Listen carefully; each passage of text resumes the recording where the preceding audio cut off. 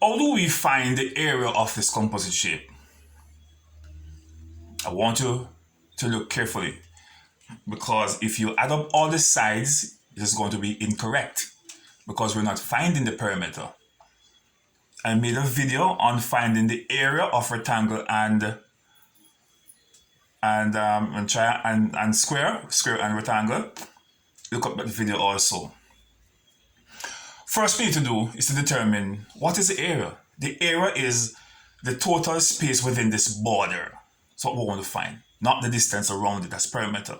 The total space taken up here within the border of those lines.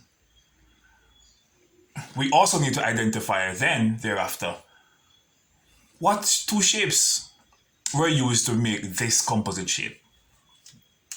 We first need to determine that.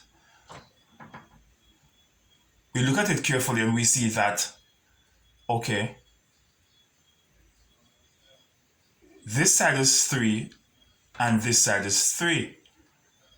We could come to the conclusion that this must be a square. Because if this side is equal to this side, it means that this side and this side is also equal, and this side and this side is also equal. That is a square.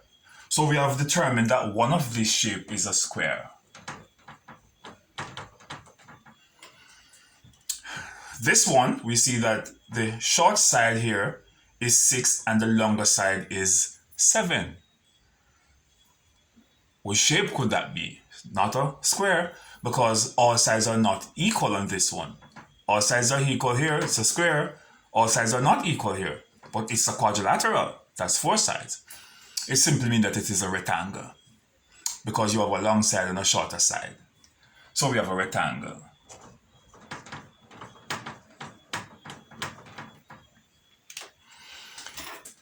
We have to find the areas differently.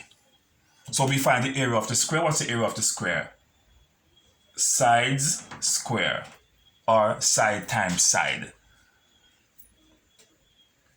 3 times 3 equal 9 centimeter square. Remember, you always square your unit of measurement when you're doing multiplication, when you're finding the area. How do we find the area of the rectangle? It is length times width. And we have here what? Length 7, and we have 6 for the width. 7 6's give you 42 centimeter square.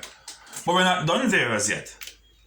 We have to add, because we're finding the total area for the composite shape, not each. The total area of the composite shape. So we have to add both shapes, both total for the area, for both areas together. 9 centimeter square and 42 centimeter square. When you add 42 and 9, what do you get? It gives you 51. That's going to be 51 centimeter square. Because you must always put back your unit of measurement when you are doing these calculations. It says 51 centimeter square. That would have been your area for the composite shape. Notice carefully, you have to find the individual shapes, the area of the individual shapes, then you add them together to get the total value of the area for the composite shape.